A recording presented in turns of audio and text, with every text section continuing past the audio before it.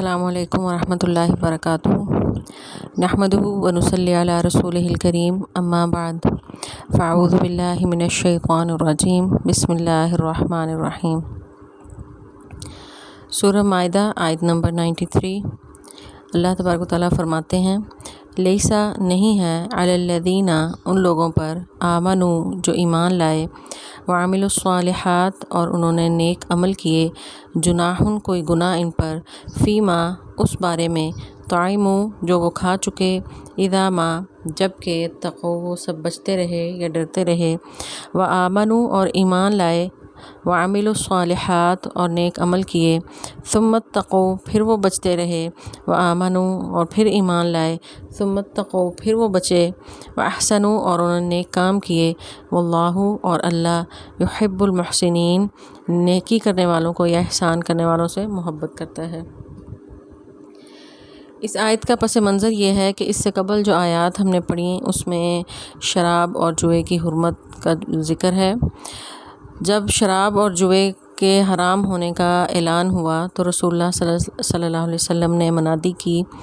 تو حضرت ابو طلحہ کے گھر کچھ صحابہ بیٹھے ہوئے تھے، اور وہ صحابی کہتے ہیں کہ ہمارے ہاتھوں میں شراب کے جام تھے، اور جب ہم نے منادی سنی تو وہ جام ہم نے پھینک دیے اور گھڑے توڑ دیے، یہاں تک کہ شراب مدینہ کی گلیوں میں بہہ نکلی۔ اور اس کے بعد صحابہ جو ہے یعنی آپس میں گفتگو کرنے لگے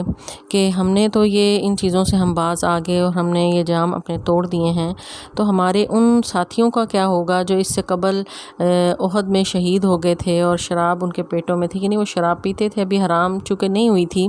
تو شراب وہ پیتے تھے، تو ان کے بارے میں کیا ہوگا؟ تو اللہ تبارک و تعالیٰ نے پھر یہ آیت نازل کی کہ ان کا عمل تھا جو گزر چکے ہیں، ان پر ان کا مواخذہ نہیں ہوگا۔ ظاہر ہے کیونکہ اس وقت تک وہ کام حرام نہیں تھا، تو وہ تو اپنے نیک عمل کے ساتھ ہی گئے اور ان کا عمل یہی تھا، اور شہادت کی ان کو جو ہے وہ اللہ تعالیٰ نے شہادت انہیں نصیب فرمائی،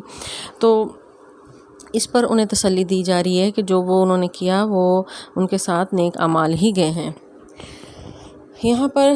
اس آیت میں تقویٰ کا لفظ جو ہے وہ 3 بار آیا ہے، یعنی اس سے مفسرین یہ مانی لیتے ہیں کہ تقویٰ کے اس آیت میں درجات بیان کیے گئے ہیں کہ تقویٰ کے 3 درجات ہیں، کہ اللہ تعالیٰ فرماتے ہیں کہ کوئی گناہ نہیں وہ جو سب کھا چکے، یہ تو یعنی ان صحابہ کے بارے میں جن کے بارے میں فکر مند تھے ان کے ساتھی، کہ جو کھا چکے ہیں ان کے بارے میں تمہیں فکر کرنے کی ضرورت نہیں، وہ ایمان لائے ہوئے تھے اور نیک عمل ان کے ساتھ گئے ہیں، اور کوئی گناہ نہیں فیما طعموا جو وہ کھا چکے۔ پھر اس کے بعد کہہ رہے ہیں ثم اتقوا پھر وہ بچتے رہے، کس سے؟ یعنی ایک تفسیر اس کی یہ کی جاتی ہے کہ تقویٰ جو 3 بار تقویٰ کا لفظ استعمال ہے، تقوی کا لفظ استعمال ہوا ہے، تو پہلا جو لفظ ہے اس سے مراد جو ہے یعنی کہ وہ شرک سے بچتے رہے، اذا ما اتقوا جب وہ شرک سے بچے، پھر وہ ایمان لائے اور عمل صالح کی، یعنی شرک سے بچے تو کلمہ توحید انہوں نے پڑھا، یعنی وہ ایمان لے آئے، اور ایمان لانے کے بعد پھر انہوں نے یعنی صرف ایمان کافی نہیں ہوتا، عمل صالح ضروری ہیں، تو پھر انہوں نے عمل صالح کیا، اور ثم اتقوا تو دوسرے تقویٰ سے مراد یہاں پر ممنوع چیزیں یعنی حرام کام ہیں ان سے بھی وہ بچتے رہے،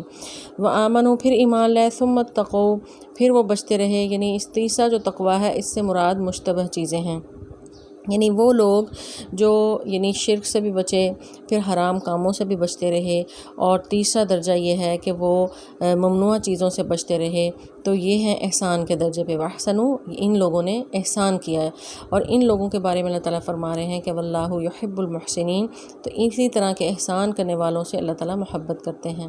تو اب یہ جو 3 تقویٰ کے درجات ہیں ان میں سے جو سب سے اوپر کا درجہ ہے اس کو اللہ تعالیٰ نے احسان کے درجے میں رکھا ہے، کہ جنہوں نے ممنوع چیزوں سے تو باز آئے ہی تھے اور مشتبہ چیزیں بھی چھوڑ دیں، جیسا کہ رسول اللہ صلی اللہ علیہ وسلم کی حدیث بھی ہے کہ اس شخص نے اپنے ایمان کو بچا لیا، کہ حرام بھی واضح ہیں، حلال بھی واضح ہیں، اور کچھ مشتبہ چیزیں ہیں، اور جو شخص جو ہے ان مشتبہ چیزوں سے اپنے آپ کو جس نے بچا لیا اس نے اپنے ایمان کو بچا لیا، تو یہ لوگ احسان کے درجے میں پھر آتے ہیں، کہ بہت سے ایسے امور، بہت سے ایسے کام ہیں اور جن میں انہیں شک شبہ ہے کہ پتہ نہیں یہ حلال ہیں یا حرام ہیں، تو وہ احتیاط کے طور پر چونکہ واضح نہیں ہے اور کلیئر نہیں ہے، تو اس وجہ سے وہ حرام کام، اس کام سے باز آ جاتا ہے جو مشتبہ ہے۔ اور مشتبہ کو جو ہے اس کے بارے میں جو ہے نبی صلی اللہ علیہ وسلم فرماتے ہیں کہ اس نے اپنے ایمان کو بچا لیا، تو ظاہر ہے وہ پھر احسان کے درجے میں وہ شخص آئے گا۔ تو احسان کی ڈیفینیشن رسول اللہ صلی اللہ علیہ وسلم نے حدیث جبرائیل میں کیا کی تھی کہ جبرائیل نے جب پوچھا تھا احسان کا معنی بتائیں، تو آپ نے فرمایا تھا کہ ان تعبد اللہ کأنک تراه، کہ تو اپنے رب کی عبادت اس طرح کرے کہ گویا تو اس کو دیکھ رہا ہے، یعنی تیرا رب تیرے سامنے ہے۔ یعنی یہ سوچ رکھتے ہوئے، یہ نظریہ رکھتے ہوئے انسان اللہ کی عبادت کرے کہ گویا وہ اپنے خالق کو اپنی نظروں کے سامنے دیکھ رہا ہے، تو یہ عبادت کا بہت ہی بلند درجہ ہے کہ انسان اس سوچ کے ساتھ عبادت کرے۔ پھر آپ نے فرمایا فَإِن لَّمْ تَكُن تَرَاهُ، اگر تجھ سے اتنا نہیں ہو سکتا تو فَإِنَّهُ يَرَاكَ، تو کم از کم اتنا تو تمہارے ذہن میں ہونا چاہیے کہ وہ یعنی وہ رب جو ہے وہ اللہ تمہیں دیکھ رہا ہے۔ یعنی کوئی بھی عبادت، کوئی بھی کام، کوئی کھانے پینے کے معاملے میں ہو، کسی بھی طرح کا معاملہ ہو، تو اس میں انسان یہ سوچ کر وہ کام کرے کہ وہ اللہ کو دیکھ رہا ہے، یعنی اللہ تعالیٰ اس کے سامنے ہے۔ تو جس طرح کوئی انسان ایک بادشاہ کے سامنے کوئی اس کے مرضی کے خلاف کوئی حرکت نہیں کرتا، تو جب رب کو اگر وہ سامنے اپنے سمجھے گا تو وہ اس کے مرضی کے خلاف کوئی کام نہیں کرے گا۔ تو اگر اس لیول پہ نہیں بھی پہنچا تو کم از کم یہ سوچ ہونی چاہیے کہ میں جو بھی کام کر رہا ہوں تو میرا خالق، میرا مالک جو ہے، جو سمیع و بصیر ہے، وہ ہر کام، ہر حرکت کو دیکھ رہا ہے، وہ نوٹ کر رہا ہے۔ تو اس کو جو ہے نبی صلی اللہ علیہ وسلم نے احسان کی ڈیفینیشن اس طرح کی ہے۔ تو تقویٰ کا ایک معنی تو یہ بیان کیا جاتا ہے۔ دوسرا اس کا معنی ایک یہ بیان کیا جاتا ہے کہ کوئی بھی شخص جب ایمان لاتا ہے، وہ کلمہ پڑھتا ہے، تو یہ تقویٰ کی ایک پہلی منزل ہے، اور اس کے بعد جب وہ عمل صالح کرتا ہے تو وہ دوسری تقویٰ کی سیڑھی جو ہے وہ چڑھ جاتا ہے، اور اس کے ساتھ ساتھ پھر جب اس کے ساتھ اخلاص بھی شامل ہو جاتا ہے اور مزید وہ گناہوں سے بچ جاتا ہے، اپنی خواہشات پر کنٹرول کر لیتا ہے، اپنے رب کو راضی کرتا ہے، تو پھر وہ تیسری منزل بھی عبور کر جاتا ہے، اور اس کو جو ہے رب تعالیٰ نے احسان کے درجے میں رکھا ہے۔ تو اس طرح جو ہے وہ تقویٰ کے مختلف مفاہیم جو ہیں مفسرین بیان کرتے ہیں، اور یہ تجربے سے بھی یہ بات شامل ہے کہ جتنا انسان کا یقین پختہ ہوتا جاتا ہے اور اس کے اعمال جتنے مضبوط ہوتے جاتے ہیں، اور وہ رب کو خوش کرنے کے لیے اور اس کا خوف دل میں رکھتے ہوئے اس کو راضی کرنے کے لیے جتنا جو ہے وہ ایمان کے درجات کو چڑھتا چلا جاتا ہے، اس کا تقویٰ جو ہے اتنا بڑھتا چلا جاتا ہے، اس کا ایمان اور یقین جو ہے مستحکم ہوتا جاتا ہے۔ تو اسی ایمان اور یقین کو اللہ تبارک و تعالیٰ نے اس آیت مبارکہ میں احسان کہا ہے۔ تو ایسے احسان کرنے والے لوگوں سے اللہ تعالیٰ ایسے ان کو محسنین کہا ہے، اور ان سے اپنی محبت کا اظہار اس آیت میں کیا ہے۔ آگے اللہ تعالیٰ فرماتے ہیں یا ایھا الذین آمنوا، اے ایمان والو، لیبلونکم، البتہ ضرور تمہیں آزمائے گا اللہ بشیء، کسی چیز سے، من الصید، شکار میں سے، تنالہ، پا سکیں گے، ایدیکم، تمہارے ہاتھ، ورماحکم، اور تمہارے نیزے، لیعلم، تاکہ معلوم کرے اللہ من یخافہ، کون ڈرتا ہے اس سے، بالغیبی، غیب میں، یعنی غیب سے، اس کی غیر حاضری میں، غیر موجودگی میں، فمن اعتدی، اور جو کوئی زیادتی کرے، بعد ذلک، اس کے بعد، فلہ، اس کے لیے ہے عذاب علیم، درد دینے والا عذاب۔ اب شکار کے احکامات جو ہیں یعنی اللہ تبارک و تعالیٰ نے اس آیت میں نازل کیے ہیں۔ اس سے پہلے شروع میں سورہ مائدہ کے شروع میں ہم نے پڑھا تھا کہ اللہ تعالیٰ نے حالت احرام میں شکار سے منع کیا تھا، وَأَنْتُمْ حُرُمٌ، کہ جب تم احرام کی حالت میں ہو تو تم شکار نہیں کرو گے۔ پہلی آیت میں اللہ تبارک و تعالیٰ نے اس سے منع کیا۔ اب اس کے شکار سے متعلق یعنی احرام کی حالت میں شکار سے متعلق جو دیگر احکامات ہیں، یہ ان آیات میں آیت نمبر 94 سے آگے جو ہیں یہ اللہ تبارک و تعالیٰ نے بیان کیے ہیں۔ تو اہل ایمان سے اللہ تعالیٰ مخاطب ہیں، اور یہ آیات جو ہیں اس وقت نازل ہوئیں جب رسول اللہ صلی اللہ علیہ وسلم عمرہ کی غرض سے جو ہے وہ مکہ جا رہے تھے، اور راستے میں صحابہ جو 1400 صحابہ آپ کے ساتھ تھے وہ احرام کی حالت میں تھے، اور ان کے ساتھ قربانی کے جانور بھی تھے۔ تو اس وقت بہت زیادہ جو ہے یعنی آزمائش کے طور پر بھی، اور ویسے بہت زیادہ جو شکار جو تھا وہ صحابہ کے قریب جو ہے وہ پھر رہا تھا، اور یہ ان کے لیے آزمائش بھی تھی۔ تو اللہ تبارک و تعالیٰ نے ان کے لیے یہ احکامات اتارے کہ ضرور تمہیں آزمائے گا اللہ تعالیٰ، یعنی اس سے پہلے ہی آگاہ کر دیا کہ جو ہے یعنی اس کام میں نہیں پڑنا، چونکہ یہ تمہارے لیے منع ہے، احرام کی حالت میں تم شکار نہیں کر سکتے، تو اللہ تعالیٰ تمہیں آزما رہا ہے، اور تم نے جو ہے وہ اس کی آزمائش پر پورا اترنا ہے اور اس پر بچ کے رہنا ہے۔ تو اللہ تعالیٰ فرماتے ہیں ایمان والو، وہ تمہیں ضرور آزمائے گا اللہ کسی چیز سے یعنی شکار میں سے. بشعین کا لفظ لا کر یعنی بتایا کہ کوئی معمولی سا بھی کوئی شکار آیا تو اس سے بھی تم نے بچ کر رہنا ہے اگر اپنا ایمان بچانا ہے، کیونکہ اہل ایمان کو مخاطب کیا ہے تو اہل ایمان کے لیے سب سے قیمتی چیز ان کا ایمان ہوتا ہے. تو اللہ تبارک و تعالیٰ منع کر رہے ہیں کہ اور آگاہ کر رہے ہیں پہلے ہی،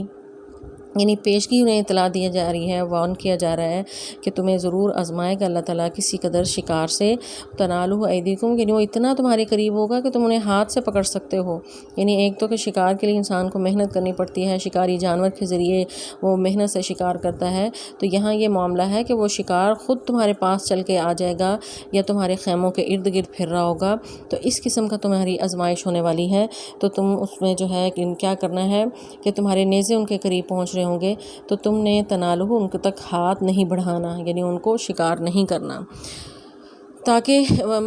لیعلم، تاکہ وہ معلوم کرے. معلوم تو ظاہر اللہ کو ہے، ہر ایک اللہ علیم ہے، وہ ہر چیز کو جانتا ہے کہ آئندہ کسی انسان نے کیا کرنا ہے وہ بھی اس کو جانتا ہے. تو اس پر مفسر یہ وضاحت کرتے ہیں کہ لیعلم کا لفظ جب اللہ کے لیے آتا ہے تو اس سے مراد لیبلوکم ہوتا ہے، تاکہ تمہیں آزمانا چاہتا ہے. تو اللہ تعالیٰ تمہیں آزمانا چاہتا ہے کہ من یخافہ، کون ڈرتا ہے بالغیب،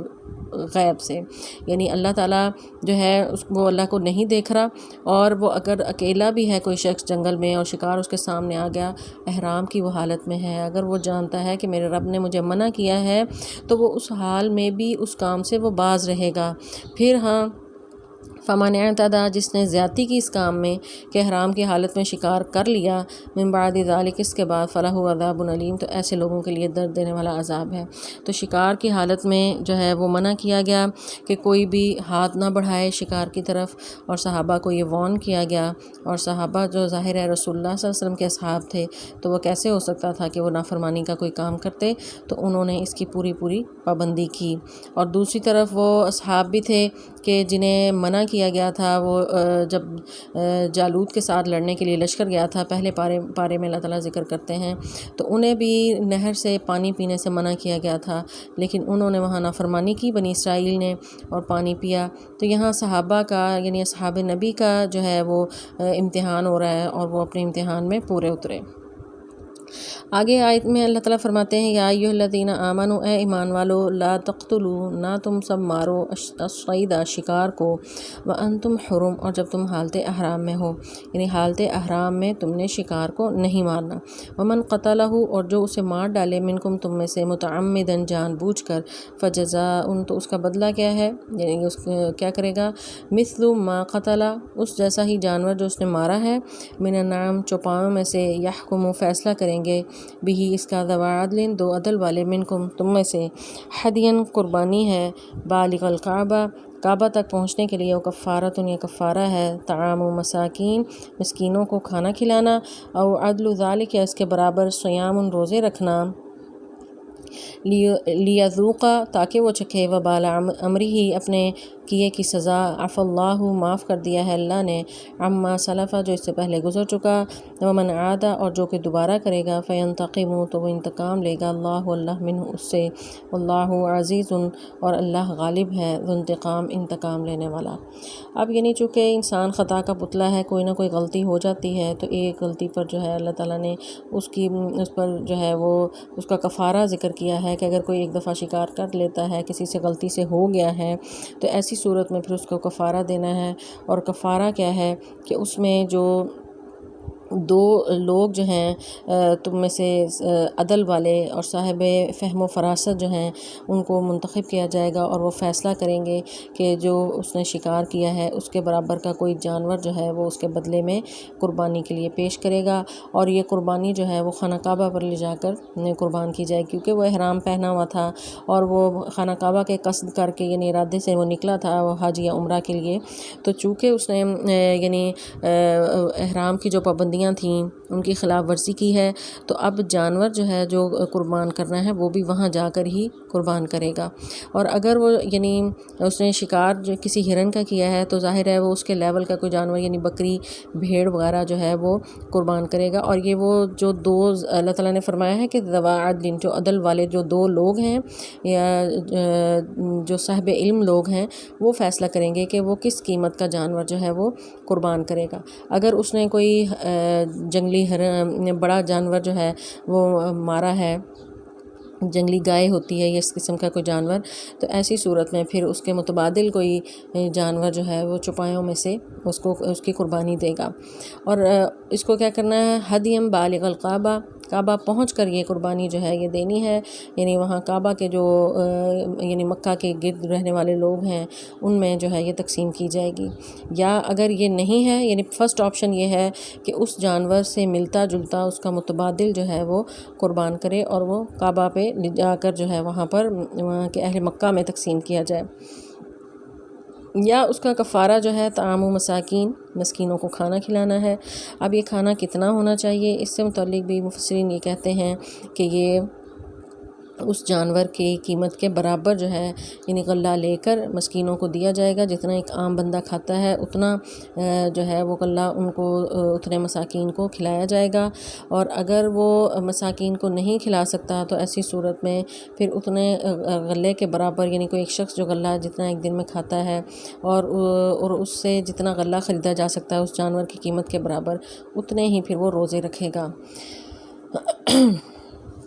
تو اس طرح جو ہے یعنی یہ اپنا کفارہ ادا کرے گا اس کا جو اس نے حالت احرام میں شکار کر لیا۔ تو اللہ تعالیٰ فرماتے ہیں کہ یہ اس کے اپنے کیے کی سزا ہے، یہ کوئی اللہ کی طرف سے سزا نہیں ہے، بلکہ اس نے جو اللہ کے حکم کی نافرمانی کی یا اس سے جو ہے وہ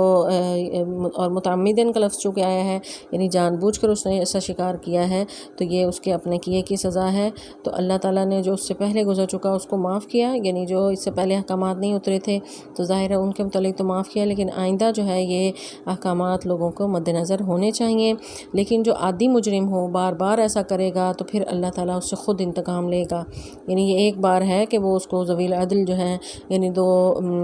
صاحب بصیرت لوگ اس کا فیصلہ کریں گے، اس کو حکم دیں گے کہ اس جانور کے برابر جانور کوئی قربان کرے یا اس کے پیسے کے برابر، یعنی اس جانور کی قیمت کے برابر، یعنی اگر اس نے ہرن جو ہے جان بوجھ کر شکار کر لیا حالت احرام میں تو ہرن کی بجائے وہ اب ظاہر ہے ہرن تو نہیں دوبارہ خرید سکتا، تو وہ بکری جو ہے کوئی یا بھیڑ اس کی جگہ قربان کرے گا۔ بھیڑ یا بکری نہیں خرید سکتا تو بھیڑ یا بکری کی قیمت کے برابر غلہ جو ہے مساکین میں تقسیم کرے گا۔ وہ بھی نہیں کر سکتا تو اس غلے کی قیمت کے برابر جتنے مسکین وہ کھا سکتے تھے تو اتنے وہ روزے رکھے گا۔ تو یہ تو ایک دفعہ کی جو ہے وہ غلطی کی سزا ہے، لیکن جو بار بار کرے گا تو اللہ تعالیٰ فرماتے ہیں پھر میں انتقام اس کا خود لوں گا، اور اللہ خوب جو ہے انتقام لے سکتا ہے۔ اب یہاں پر مفسرین کچھ ان آیات سے احکامات جو ہیں وہ فقہا بیان کرتے ہیں کہ حالت احرام میں آیا جو ہے یعنی اگر کوئی کسی عام شخص نے شکار کیا تو کیا احرام پہنے ہوا شخص جو ہے وہ اس میں سے شکار کھا سکتا ہے یا نہیں، تو اس پر جو ہے فقہا کا اختلاف ہے۔ بعض اس کے قائل ہیں کہ کسی عام شخص نے کسی نے شکار کیا اور کسی احرام والے شخص کے کہنے پر بھی نہیں کیا، خود اس نے کیا، تو اس پر جو ہے وہ زیادہ تر فقہا کی یہ رائے ہے کہ ایسی صورت میں محرم یعنی جس نے احرام پہنا ہوا ہے وہ شخص جو ہے وہ شکار کھا سکتا ہے۔ حضرت عمر رضی اللہ تعالیٰ عنہ اس چیز کے قائل تھے کہ ان کے پاس جو ہے وہ شکار کا گوشت لایا گیا، وہ خود احرام کی حالت میں تھے، انہوں نے وہ گوشت کھا لیا، حضرت علی رضی اللہ تعالیٰ عنہ کو پیش کیا گیا تو انہوں نے اس پر انکار کیا کہ اس آیت میں منع کیا گیا ہے کہ احرام کی حالت میں جو ہے وہ شکار نہیں کھانا۔ اسی طرح ابو قتادہ رضی اللہ تعالیٰ عنہ فرماتے ہیں کہ جب یہی حدیبیہ کا جو واقعہ جس وقت یہ آیات اتری تھیں تو وہ بتاتے ہیں کہ میں نے احرام نہیں پہنا ہوا تھا، میرے ساتھی احرام پہنے ہوئے تھے، تو یعنی جا رہے تھے اور راستے میں ایک جنگلی گدھا جو ہے وہ دیکھا تو انہوں نے حضرت قتادہ نے گھوڑے کو ایڑ لگائی اور جا کر اس کو نیزہ مارا، اس کو شکار کیا اور لے کر آیا اور اس میں سے شکار کا گوشت خود بھی کھایا، اپنے ساتھیوں کو کھلایا، اور پھر رسول اللہ صلی اللہ علیہ وسلم کو بتایا تو آپ نے پوچھا کیا تمہارے ساتھیوں نے تمہاری مدد تو نہیں کی تھی اس کام میں؟ تو انہوں نے کہا کہ نہیں، انہوں نے مدد نہیں کی تھی، یہاں تک کہ کوئی اشارہ تک بھی نہیں کیا تھا۔ تو پھر آپ نے جو ہے وہ حضرت قتادہ نے نبی صلی اللہ علیہ وسلم کو اس جانور کا یعنی دستی کا حصہ جو ہے جو آپ کو گوشت پسند تھا وہ آپ کو پیش کیا اور آپ نے اس پر جو ہے اس کو آپ نے تناول فرمایا۔ تو اس سے یعنی یہ مسلم کی حدیث ہے، یعنی اس حدیث سے یہ پتہ چلتا ہے کہ اگر محرم جو ہے یعنی احرام پہنا ہوا شخص جو ہے اگر کوئی وہ شکار میں مدد نہ کرے، کوئی اشارہ بھی نہ کرے اور یا کوئی یعنی اس میں کسی بھی طرح کا اس کا تعاون شامل نہ ہو، تو ایسی صورت میں یا اس کے کہنے پر بھی وہ شکار نہ کرے، تو ایسی صورت میں کسی غیر محرم کا کیا ہوا شکار جو ہے اس کو ایک احرام پہنا ہوا شخص اس کا شکار کھا سکتا ہے۔ لیکن اگر اس نے کہیں اس کی مدد کی یا اس کو اشارہ کیا، کسی بھی طرح کا جو ہے وہ اس میں وہ شکار کرنے میں وہ شامل رہا، تو ایسی صورت میں وہ شکار کا جانور جو ہے اس کے لیے حلال نہیں ہے۔ اور اس میں اس آیت میں الفاظ جو ہیں اللہ تعالیٰ فرماتے ہیں کہ لا تقتلوا، کہ نہ تم قتل کرو الصید شکار کو،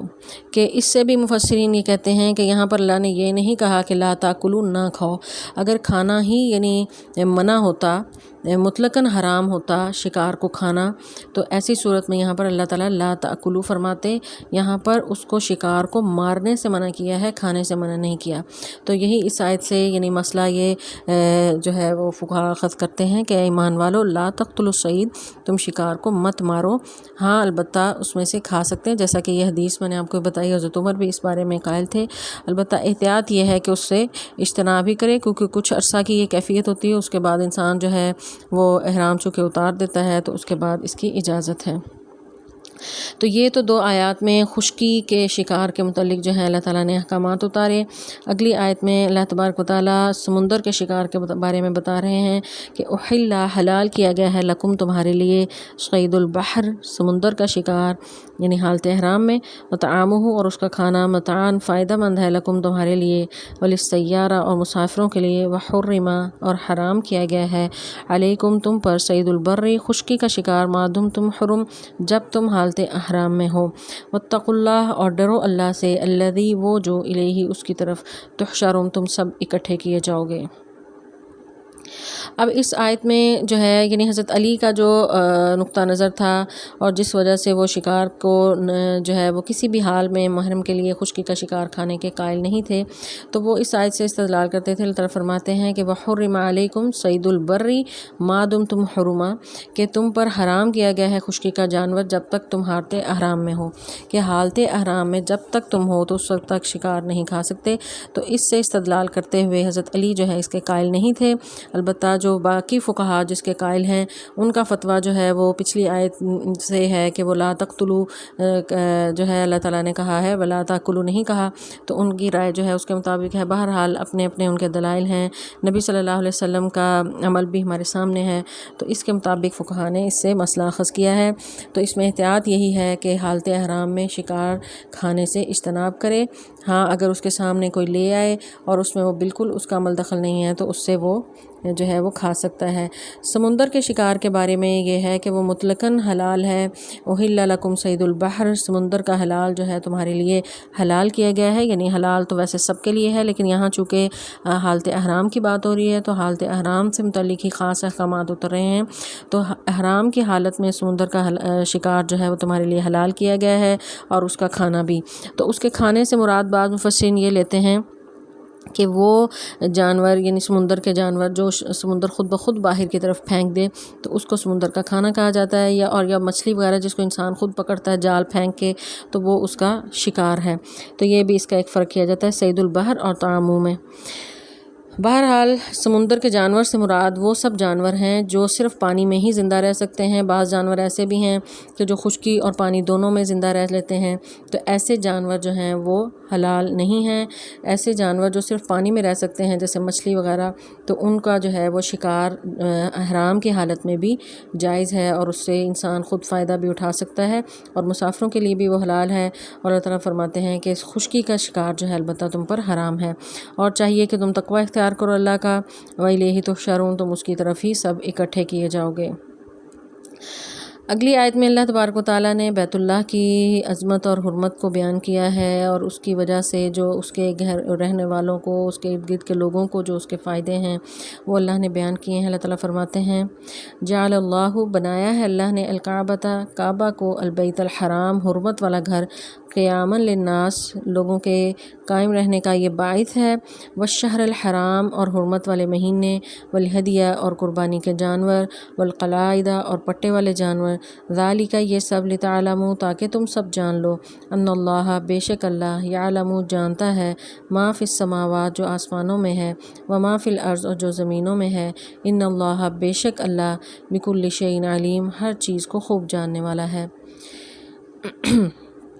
بیت اللہ کی عظمت اور حرمت جو ہے اللہ تبارک و تعالیٰ نے بیان کی ہے، اور اس سے نسبت سے چونکہ اس میں احرام کی حالت میں احکامات بیان کیے جا رہے ہیں، چونکہ اور صحابہ کا قصد بھی چونکہ خانہ کعبہ کی طرف تھا، تو اس کعبہ کے اور اس گھر کی بھی عظمت اور فضیلت اللہ تعالیٰ نے ان آیات میں بیان کر دی۔ کعبہ جو ہے یعنی ایسے گھر کو کہتے ہیں جو چکور ہو۔ قاب کا لفظ جو ہے مکعب اردو میں بھی ہم استعمال کرتے ہیں چکور شکل کے لیے، تو کعبہ جو ہے عربی زبان کا لفظ ہے، اور ایسے مکان کو کہتے ہیں جو چکور ہو یا مربع شکل میں ہو۔ تو بیت اللہ جو ہے وہ اللہ تعالیٰ کا گھر ہے، اور وہ بھی چکور شکل میں ہے، اور اس کے بارے میں اللہ تعالیٰ فرماتے ہیں کہ یہ پہلا گھر ہے زمین پر جو انسانوں کے لیے جو ہے بنایا گیا، تو اس کی بہت ہی فضیلت ہے، اور اس کو جو ہے اللہ تعالیٰ فرماتے ہیں بیت الحرام یعنی حرمت والا گھر ہے،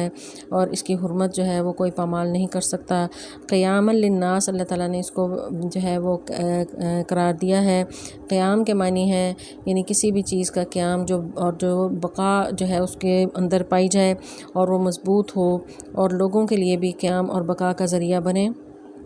تو یہاں پر اس سے قیام للناس سے جو ہے مفسرین مختلف معنی بیان کرتے ہیں، کیونکہ اس میں ایک عمومی معنی ہے، للناس سے مراد تمام لوگ ہیں، تو جتنے بھی لوگ، تمام انسانیت کے لیے یہ جو ہے کعبہ قیام اور بقا کا ذریعہ ہے، یعنی سب لوگ اس کا قصد کرتے ہیں اور اس کے ذریعے جو ہے وہ اللہ کا قرب حاصل کرتے ہیں، تو اس لحاظ سے بھی یہ قیام للناس ہے۔ اور یعنی اس سے ایک معنی مفسرین یہ بھی لیتے ہیں کہ یہ سب سے پہلا گھر ہے، ان اول وضع للناس، کہ پہلا گھر جو روئے زمین پر بنایا گیا وہ یہی ہے، اور یہ جو ہے وہ قیامت تک اللہ کا گھر یہ قائم رہے گا، کہ رسول اللہ صلی اللہ علیہ وسلم فرماتے ہیں کہ قیامت قائم نہیں ہوگی جب تک کہ دو پتلی پنڈلیوں والا ایک شخص جو ہے حبشی جو ہے اس کو کعبہ کو خراب کرے گا۔ تو کوئی بھی اس سے پہلے یعنی کعبہ کی طرف جس نے بھی آج تک قصد کیا، اللہ تعالیٰ نے اس کو برباد کر دیا، جس طرح کہ اصحاب الفیل کے ساتھ ہوا۔ تو اس لیے بھی یہ قیام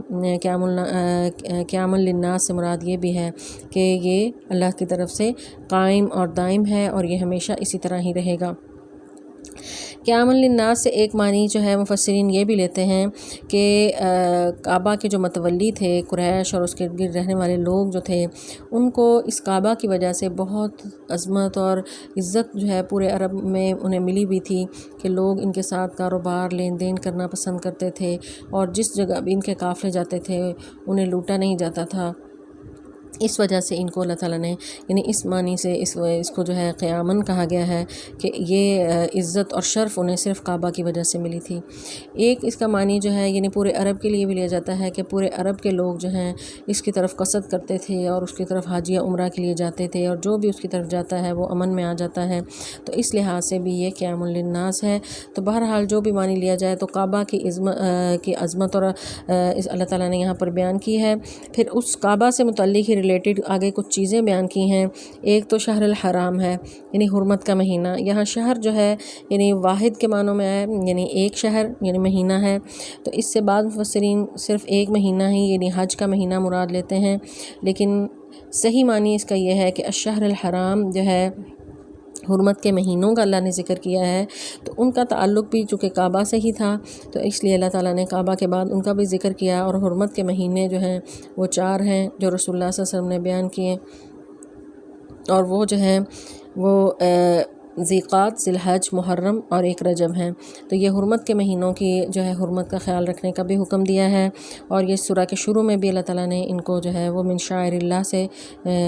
جو ہے وہ بیان کیا تھا۔ اور والہدی، ہدیہ کا ذکر بھی اس سے پہلے کیا گیا۔ ہدی ایسے جانور کو کہتے ہیں کہ جس کی قربانی جو ہے حرم میں جا کر کی جائے، اور اس کو جو ہے عرب بہت ہی محترم سمجھتے تھے۔ اتنا یعنی ان کے اس وقت بد امنی تھی کہ قافلے لوٹ لیے جاتے تھے، تو جتنی بھی ان کے اندر برائیاں تھیں، لیکن کم از کم ان کے اندر یہ احترام موجود تھا کہ بیت اللہ کی قصد سے جو بھی جانور جا رہا ہوتا تھا، یعنی ہدی یا قلائد، تو ان کا یہ احترام کرتے تھے، ان کو نہیں لوٹتے تھے۔ قلائد پٹے والے جانور، یعنی جو بھی جانور جنہیں خانہ کعبہ لے جا کر انہوں نے ذبح کرنا ہوتا تھا، یا جن کو وہاں پر بیت اللہ جا کر قربان کرنا ہوتا تھا، تو ایسے جانوروں کے گلے میں پٹے ڈال لیتے تھے تاکہ قافلہ جاتے ہوئے دور سے کوئی پہچان لے کہ یہ جانور جو ہے وہ بیت اللہ کے لیے لے جایا جا رہا ہے، تو اس کا احترام کرتے تھے۔ جس طرح ہم قربانی کے جانوروں کو گلے میں ہار یا اس طرح کا کچھ پہنا لیتے ہیں، تو یہ عرب بھی یہ کچھ خاص نشانیاں ان جانوروں کے گلوں میں ڈال لیتے تھے، جس سے دور سے پتہ چلتا تھا کہ یہ بیت اللہ کی طرف یہ جانور جا رہے ہیں۔ تو اللہ تعالیٰ نے جہاں بیت اللہ کی عظمت کو بیان کیا، ساتھ اس سے منسوب مختلف چیزیں جو ہیں، یعنی اس کے ان سے متعلق جو مہینے ہیں، اس سے متعلق جو جانور ہیں، ان کی بھی حرمت کا خیال رکھنے کا حکم دیا۔ اللہ تعالیٰ فرماتے ہیں اور یہ سب جو ہیں اس لیے کہ تاکہ تم جان لو کہ اللہ تعالیٰ کے لیے ہے جو کچھ زمین و آسمان میں ہے۔ یعنی زمین و آسمان کی ویسے تو ہر چیز ہی اللہ کی ہے، اور اللہ نے ہی اس زمین و آسمان میں اس بیت اللہ کی عظمت کو چن لیا، اس کو لوگوں کے لیے قیام کا ذریعہ بنا دیا، اس کی عظمت کو لوگوں کے دلوں میں ڈال دیا، اور اس کو لوگوں کے لیے قیام، فلاح، معاش کے لیے جو ہے فلاح کا ذریعہ بنا دیا ہے، اور اس سے تمہیں برکات جو ہے ملتی ہیں۔ جس طرح حضرت ابراہیم علیہ السلام نے بھی اس کو قائم کیا، اس کو تعمیر کیا، تو دعا کی تھی ربنا اجعل هذه البلد آمنا وارزق اهله من الثمرات، کہ اللہ اس شہر کو امن کا گہوارہ بنا دے اور اس کے رہنے والوں کو پھلوں کے ذریعے رزق عطا فرما۔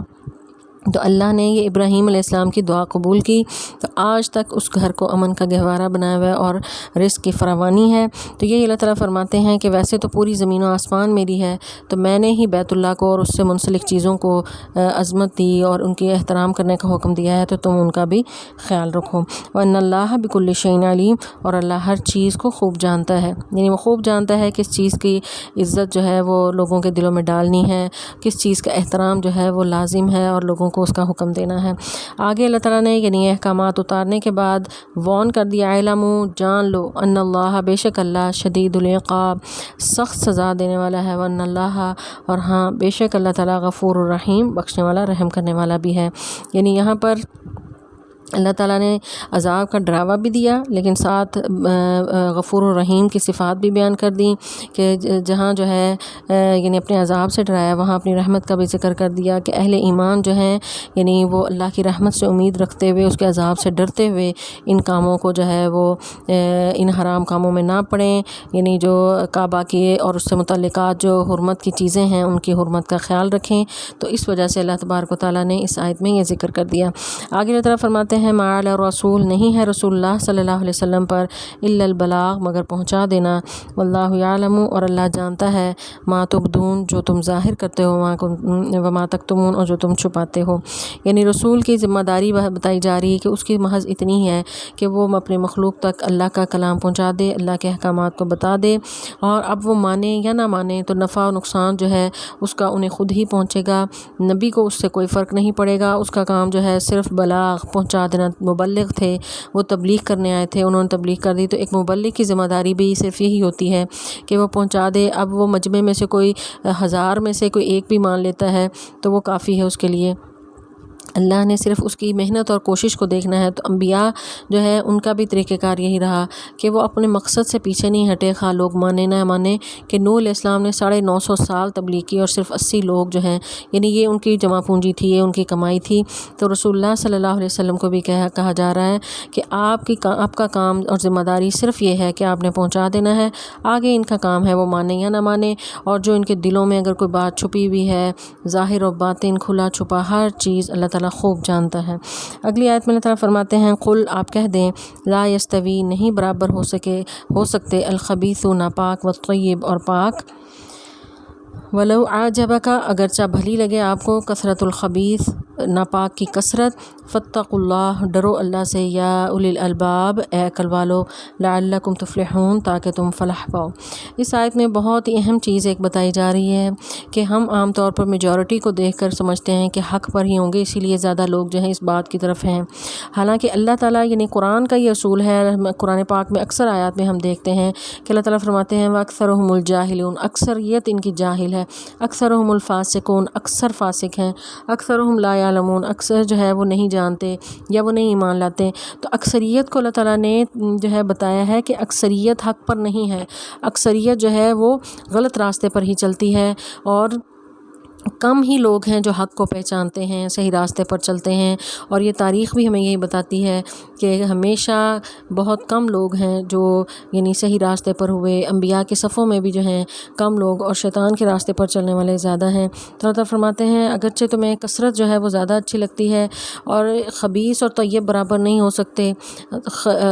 جو ناپاک چیز ہے اور جو یعنی پاک ہے، ان کو اگر کوئی ملا بھی لے تو جو ہے وہ اس سے یہ نہیں ہے کہ حرام جو ہے وہ حلال ہو جائے گا۔ اگر کسی کا حرام کا مال کمایا ہوا لاکھوں میں بھی ہو، کوئی حیثیت اللہ کے راستے میں نہیں رکھتا، اللہ کے ہاں کوئی اس کی حیثیت نہیں ہے کہ اس کو اللہ کے راستے میں خرچ کر دیتا ہے، لیکن اس کے مقابل میں اگر کوئی ایک کھجور جو ہے وہ اللہ کے راستے میں دیتا ہے اور محنت سے اور حلال مال سے اس نے کمائی، تو اللہ کے ہاں اس کی بہت قدر و قیمت ہے۔ کہ نبی صلی اللہ علیہ وسلم فرماتے ہیں کہ تھوڑا معمولی سا صدقہ بھی تمہارا اگر وہ تم نے حلال مال سے دیا ہے تو اللہ تعالیٰ اس کو اپنے ہاتھ میں پکڑ لیتے ہیں اور اس کو بڑھاتے ہیں یہاں تک کہ وہ پہاڑ کی طرح ہو جاتا ہے۔ اور ایک حدیث میں ہے کہ وہ بڑے ایسے جانور کی طرح جو ہے وہ، یعنی جس طرح تم جانور کو پالتے ہو اور وہ آہستہ آہستہ بڑا ہوتا ہے، تو اس طرح جو ہے تمہارے صدقے کو اللہ تعالیٰ بڑھاتے ہیں۔ تو اس طرح جو ہے یعنی خبیث اور طیب جو ہیں یعنی یہ ایک نہیں ہو سکتے، جو خواہ یہ اعمال کے حساب سے ہوں، یعنی برے اگر اعمال ہیں، برے اخلاق ہیں، تو تھوڑے اگر اعمال اچھے بھی ہیں تو اس سے کوئی فرق نہیں پڑے گا، اس کو جو ہے یعنی برے اعمال یا برا اخلاق اس میں چونکہ اس نے شامل کر دیا ہے تو اس کو جو ہے اس کا گناہ ملے گا۔ تو انسان کی عقل سلیم بھی یہی کہتی ہے کہ جہاں انسان جو ہے یعنی اگر بہت زیادہ کوئی اچھی چیز بھی ہو اور حلال بھی ہو اور صاف ستھری ہو، معمولی سا بھی اس میں گندگی آپ گھسا دیں تو انسانی فطرت اس چیز کو تسلیم نہیں کرتی، اور اس کو یعنی اگر وہ کھانے پینے کی چیز ہے تو کھانے کو دل نہیں کرے گا۔ تو اس لیے اللہ تعالیٰ نے فرمایا کہ برابر نہیں ہے الخبیث و طیب، ناپاک اور طیب جو ہیں یہ برابر نہیں ہیں۔ تو اس طرح جو ہے ناپاک کی تھوڑی سی مقدار بھی پاک کو خراب کر دیتی ہے۔ اسی طرح اخلاق انسان کا کتنا ہی اچھا ہو، چند برے اعمال اس کے اخلاق کا بیڑا غرق کر دیتے ہیں۔ اللہ تعالیٰ فرماتے ہیں کہ اگرچہ تمہیں خبیث کی کثرت بڑی جو ہے اٹریکٹ کرتی ہے، تم اس کی طرف مروب ہوتے ہو اور اس کی طرف لپکتے ہو، اور یہ انسانی احساس بھی ہے، شعور بھی ہے، اس کا یعنی یہی کہتا ہے کہ خبیث چیز سے وہ بچ کر رہے۔ حالانکہ عام طور پر عمومی طور پر لوگ جو ہے زیادہ جب جہاں پر لوگ دیکھتے ہیں اس کی طرف بھیڑ چال چلتے ہوئے اس کی طرف متوجہ ہو جاتے ہیں، تو اس لیے اس سے منع کیا گیا ہے۔ اس آیت کا شان نزول یہ بتایا جاتا ہے کہ ایک شخص جو ہے وہ جس کا شراب فروشی کا کاروبار تھا، جیسا کہ اس سے پہلی آیات میں شراب کو حرام قرار دیا گیا، تو وہ رسول اللہ صلی اللہ علیہ وسلم کے پاس آیا اور اس نے کہا کہ میں جو مال شراب سے جو تجارت کرتا ہوں تو اس سے جو کماتا ہوں میں نیکی کے راستے میں خرچ کرتا ہوں، تو کیا یہ میرے لیے ٹھیک ہے؟ تو آپ نے فرمایا کہ اگر تم اسے حج جہاد پر بھی خرچ کرو گے تو اللہ کے نزدیک تمہیں مچھر کے پر کے برابر بھی قیمت نہیں ملے گی، یعنی اللہ تعالیٰ پاک اور حلال چیز کے سوا کسی کو قبول نہیں کرتے۔ تو یہاں پر یعنی کام جو ہے یعنی کاروبار اس کا حرام کا تھا، خواہ اس سے جتنے ہی نیکی کے کام کرتا رہے، جیسے کوئی ڈاکو ہے وہ ڈاکہ مارتا ہے، لوگوں کا حق جو ہے وہ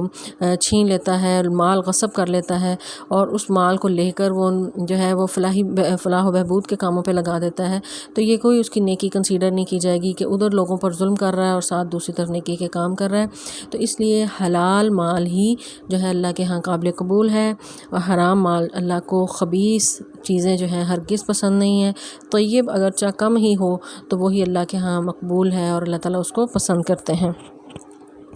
آگے جو ہے اللہ تعالیٰ فرماتے ہیں یہاں کہ یا اولی الالباب فاتقوا اللہ، ڈر جو اللہ سے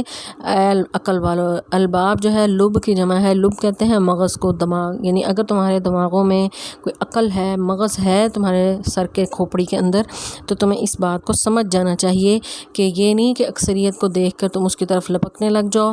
اور اکثریت تو جاہلوں کی ہوتی ہے، فاسقوں کی ہوتی ہے، اور ایسے لوگ جو ہیں یعنی خباثت طرف ہی لپک رہے ہوتے ہیں۔ تو تمہیں اپنے آپ کو اپنے طیب رکھنے کی ضرورت ہے،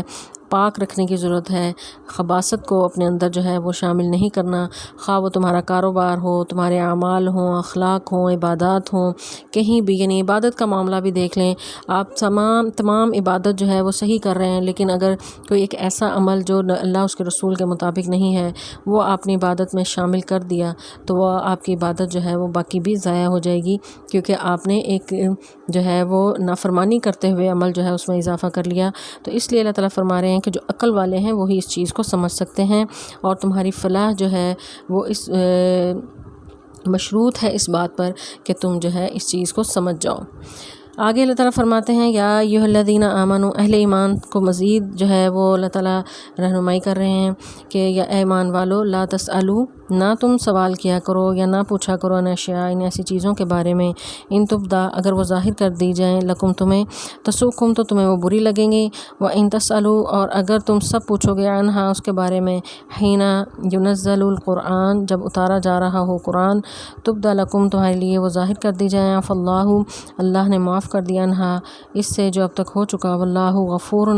حلیم، اللہ بخشنے والا اور بردبار ہے۔ قد سألہا، تحقیق سوال کیا اس طرح کے قوم نے من قبلکم، تم سے پہلے، ثم پھر اصبحوا، وہ ہو گئے، بہا، اس کے بارے میں، کافرین، سب انکار کرنے والے۔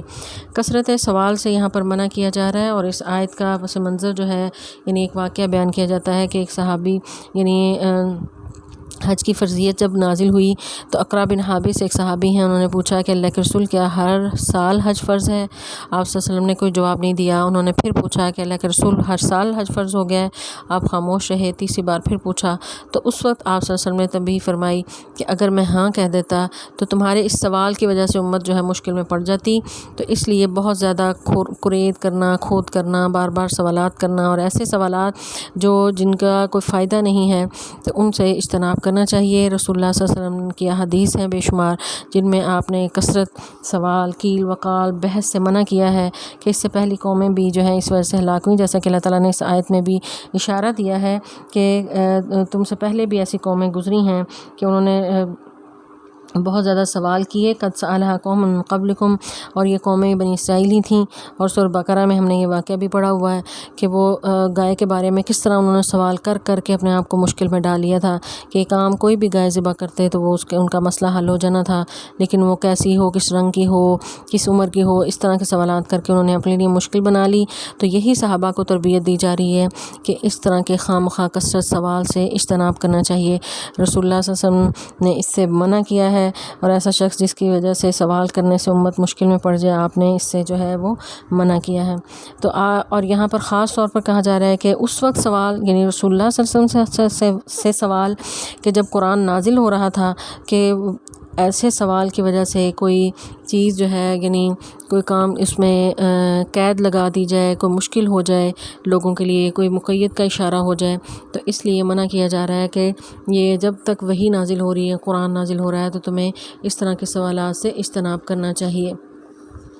اور جو لا یعنی قسم کے سوالات ہیں جن کا کوئی مقصد ہی نہیں، ان سے بھی منع کیا گیا ہے۔ رسول اللہ صلی اللہ علیہ وسلم فرماتے ہیں کہ من حسن الاسلام المرئی ترکہ ما لا یعنیہ، یعنی کسی بھی مسلمان ہونے کی یہ خوبی یہ ہے کہ آدمی فضول قسم کی باتوں سے اجتناب کرتا ہے۔ اب یعنی اگر کوئی واقعہ بتا رہے ہیں نوح علیہ السلام کے کا، اگر یعنی بالفرض ان کو بتا رہے ہیں قصہ، تو کوئی بجائے اس کے کہ اس قصے سے سبق حاصل کرے، وہ یہ پوچھنے لگے کہ کشتی کس قسم کی لکڑی کی تھی، اور وہ کتنی لمبی تھی، کتنا عرصہ وہ رہی، کدھر جو ہے وہ گئی، اب وہ کہاں ہے، یہ اس قسم کے سوالات کا کوئی مقصد نہیں ہے۔ کہ جس طرح سورہ کہف میں بھی اللہ تعالیٰ نے اس بات کی طرف اشارہ کیا کہ وہ لوگ سیقولون ثلاثۃ رابعہم کلبہم، کہ ان قریب وہ لوگ کہیں گے کہ 3 تھے وہ اصحاب کہف، وہ چوتھا ان کا کتا، بعض کہیں گے 5 تھے، نہیں چھٹا ان کا کتا، کوئی 7 کہیں گے 8واں ان کا کتا۔ یعنی اس طرح کے سوالات، آپ کو اس طرح کے سوالات میں نہیں پڑھنا چاہیے۔ دین جو ہے یعنی وہ اس طرح قسم کے سوالات کا نام نہیں ہے۔ اس قسم کے سوالات سوالات انسان کے سوال کرنے والے کی غیر سنجیدگی کو ظاہر کرتے ہیں۔ ایسے سوالات جو علم کو بڑھانے کا باعث ہوں ان کو جو ہے اپریشیٹ کیا گیا ہے، ان کو حتیٰ کہ رسول اللہ صلی اللہ علیہ وسلم نے نصف علم قرار دیا ہے کہ اچھا سوال جو ہے وہ نصف علم ہوتا ہے، کہ اس سوال کی وجہ سے بہت سے مسائل کھلتے ہیں، تو ان کی اجازت ہے۔ لیکن جو دایانی قسم کے سوالات، فضول قسم کے سوالات اور خواہ مخواہ جو ہے یعنی جو انسان کی سستی اور کاہلی کو ظاہر کریں، تو ایسے سوالات سے منع کیا گیا ہے۔ تو یہاں پر بھی صحابہ کو یہ تربیت کی جا رہی ہے کہ تم ایسے سوالات نہ کرو۔ جیسا کہ ایک شخص آیا رسول اللہ صلی اللہ علیہ وسلم سے پوچھنے لگا کہ اللہ کے رسول بتائیں میرے والد کون ہیں، آپ نے ان کو بتا دیا، اور دوسرا پھر ایک اور آ گیا، انہوں نے پوچھا میرے والد کون ہیں۔ تو اس پر صحابہ نے ناگواری کا اظہار کیا کہ یہ کس قسم کے سوال کر رہے ہیں کہ جن کا کوئی مقصد ہی نہیں۔ رسول اللہ صلی اللہ علیہ وسلم لوگوں کی تربیت کے لیے آئے ہیں، اس قسم کے سوال کرو جس کو کوئی مسئلہ ہے، کوئی مسئلے کسی مسئلے سے متعلق جو ہے وہ اس کو اشتباہ ہے، اس کے متعلق سوال کریے۔ یہ کیا کہ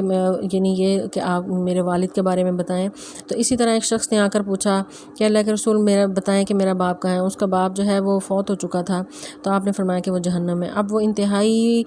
شکل جو ہے وہ ظاہر ہے، کوئی باپ کس کا کتنا بھی گناہ گار ہو تو وہ نہیں چاہتا کہ میرا باپ جہنم میں ہو، تو رسول اللہ صلی اللہ علیہ وسلم نے جو اللہ نے انہیں علم دیا تھا اس کے مطابق بتا دیا، تو اس پر جو ہے اس نے ناگواری کا اظہار کیا۔ تو یہاں پر اللہ تعالیٰ فرماتے ہیں کہ بہت سے سوال ایسے ہیں کہ تم یعنی وہ کرتے ہو تو پھر اس پر تمہیں جو ہے وہ ناگواری بھی ہوتی ہے، تو اس لیے ایسے سوالات سے اجتناب کرنا چاہیے۔ اور ہینا ینزل القرآن، یعنی قرآن نازل ہو رہا تھا تو اس وقت تو پھر زیادہ ہی محتاط ہونے کی ضرورت تھی کہ کہیں ایسا نہ ہو کہ کسی کے سوال کرنے پر کوئی ایسا حکم نازل ہو جائے جو تمام امت کے لیے مشکل ہو جائے کہ اس پر جو ہے یعنی اب وہ صحابی جنہوں نے حج کے بارے میں سوال کیا تھا، تو اب اس سوال پر اگر آپ ہاں فرما دیتے تو پوری امت مشکل کا شکار ہو جاتی کہ ہر سال ہر ایک کے لیے حج کرنا بہت مشکل تھا، ناممکن تھا۔ تو اس لیے اس قسم کے سوالات سے اجتناب کرنا چاہیے اور اس سے منع کیا گیا، اور ساتھ ہی پچھلی قوموں کا تذکرہ بھی کر کے سمجھا دیا کہ ان لوگوں کی تباہی کی بھی یہ وجہ تھی، اس لیے تمہیں بھی اس بات سے باز رہنا چاہیے۔ آگے اللہ تعالیٰ فرماتے ہیں ما جعل اللہ، نہیں بنایا اللہ نے، من بحیرہ کو، ولا صائبہ کو، ولا وسیلہ اور وسیلہ کو، ولا حام اور نہ حام کو، ولکن الذین کفروا، مگر وہ لوگ جنہوں نے کفر کیا، یفترون، وہ باندھتے ہیں، علی اللہ الکذب، اللہ پر جھوٹ، واکثرهم لا یعقلون، اکثر ان میں سے عقل نہیں رکھتے۔ یعنی اللہ نے ایسے کوئی جانور حرام نہیں کیے تھے، یہ خود بخود ان کے من گھڑت قسم کے جو ہے یہ سلسلے ہیں ان مشرکین کے۔ مشرکوں نے اپنے بتوں کے نام پر، آستانوں کے نام پر یہ جانور چھوڑ رکھے ہیں۔ اس سے متعلق جو ہے بحیرہ، صائبہ، وسیلہ، حام، یہ کیا جانور ہیں؟ مفسرین نے اس پر متعلق بہت سے ان کے اقوال ہیں، ان میں سعید بن المسیب جو تابعی ہیں، سید التابعین ہیں، ان کی صحیح بخاری میں ایک حدیث ہے، انہوں نے اس کی وضاحت کی ہے کہ بحیرہ جو ہے یعنی عربوں کے ہاں ایسا جانور ہوتا تھا جس کا دودھ جو ہے بتوں کے نام پر وہ وقف کر دیا کرتے تھے اور اس کو اپنے کام میں نہیں لاتے تھے۔ جس طرح ہمارے ہاں جو ہے یہ گائے چھوڑی ہوتی ہیں سڑکوں پہ کہ فلاں شخص کے نام پر ہیں اور فلاں بزرگ کے نام پر ہیں، ان کو کوئی وہ جہاں مرضی منہ مارتی پھریں، لوگوں کو نقصان کریں، سڑکوں پہ ایکسیڈنٹ کریں، کوئی ان کو ہاتھ نہیں لگاتا ہے، نہ ان کو کوئی روکتا ہے۔ تو اس طرح بھی اس دور میں بھی مشرکین مکہ نے کچھ جانور مخصوص کیے ہوتے تھے اپنے بتوں کے نام پر۔ تو یہ بحیرہ ایسا ہی مادہ جانور تھا جس کا دودھ بتوں کے نام پر وہ وقف کر دیتے تھے کہ صرف جو ہے وہ آستانوں کے جو والی ہوتے تھے وہی اس کا دودھ نکالتے تھے۔ اسی طرح صائبہ جو ہے وہ جانور جو بتوں کے نام پر چھوڑ دیا جاتا تھا۔ اسی طرح حام جو ہے نر اونٹ، یعنی اسے خاص تعداد میں جب بچے وہ پیدا ہو جاتے تھے اس کے بعد اس کو اپنے بتوں کے نام پر وہ وقف کر دیتے تھے۔ وسیلہ بھی ایک ایسی یعنی مادہ اونٹنی ہوتی تھی جو بھی ایک مسلسل جو ہے وہ خاص تعداد میں بچے اس کے پیدا ہو جاتے تھے، اس کے بعد اس کو بھی اپنے بتوں کے نام پر چھوڑ دیتے تھے۔ تو یہ مختلف جو ہیں وہ جانوروں کی صورتیں تھیں، ان کو جو ہے یہ مشرکین مکہ اپنے بتوں کے نام پر جو ہے یعنی غیر اللہ کے نام پر چھوڑ دیتے تھے، اور اس سے کوئی بھی شخص جو ہے ان کو ہاتھ نہیں لگاتا تھا۔ وہ جس کے بھی جگہ جا کر وہ چر لیں، جو نقصان پہنچائیں ان کو جو ہے وہ ہاتھ لگانا یا نقصان پہنچانا وہ اپنے لیے جرم سمجھتے تھے۔ تو اللہ تعالیٰ فرماتے ہیں کہ یہ کافروں نے یفترون اللہ الکذب، یعنی اللہ پر جھوٹ باندھا ہے، کہ یعنی وہ کہتے تھے کہ یہ ہم نے اللہ کے نام پر چھوڑ دیے، یعنی یا پھر جو ہے وہ اس کے ان جانوروں کو اپنے اوپر حرام سمجھتے تھے، یہ سمجھنے کی سمجھ کر، اور یہ یعنی یہ حکم سمجھ کے کہ اللہ نے ہمیں حکم دیا کہ ان جانوروں کو ہم نے استعمال نہیں کرنا۔ تو جس طرح یعنی ہمارے ہاں بھی اس طرح جانوروں کو بعض کو چھوڑ دیا جاتا ہے کہ یہ ہم نے فلاں کے نام پر جو ہے چھوڑ دیے ہیں، پھر یا اپنی اولادوں کو اس طرح جو ہے وہ کر دیا جاتا ہے، جس طرح وہ کڑے ڈال کر سر چھوٹے کر کے اور ان کو مانگنے کے لیے بچوں کو چھوڑ دیا جاتا ہے۔ تو انتہائی جو ہے یہ مجرمانہ حرکت ہے کہ ایک انسان جس کو اللہ تعالیٰ نے آزاد پیدا کیا تھا، اس کی شکل بگاڑ کر اس کو غیر اللہ کے نام پر جو چھوڑ دیا جاتا ہے۔ تو کہاں جانور سے اللہ تعالیٰ اس کی مذمت کر رہے ہیں، تو کہاں ایک انسان کے ساتھ یہ رویہ کیا جائے، تو انتہائی قابل مذمت ہے۔ تو اللہ تعالیٰ فرماتے ہیں کہ یہ سراسر شرک ہے، اللہ پر یہ جھوٹ باندھتے ہیں، بے عقل لوگ ہیں، اکثرهم لا یعقلون، اکثریت ان کی یہ ہے کہ عقل ہی نہیں رکھتے۔ عقل ہوتی تو یہ جانور جن کو اللہ نے پیدا کیا ہے تو وہ غیر اللہ کے نام پر جو ہے یہ شرک جو ہے یہ کرتے ہیں، غیر اللہ کے نام پر اس کو چھوڑتے ہیں، تو یہ جائز نہیں ہے۔ تو حلت و حرمت کے احکامات اس صورت میں اللہ تعالیٰ نے بیان کیے، جو جو حرام تھے وہ اللہ نے بیان کر دیے۔ شروع کی آیات میں بھی ہم نے دیکھا کہ وہاں اللہ تعالیٰ نے بتا دیا کہ خون حرام ہے، خنزیر کا گوشت حرام ہے، پھر وہ جو گر کر چوٹ لگ کر یا سینگ لگ کر اور یہ گلا گھٹنے سے وہ مر جائے، تو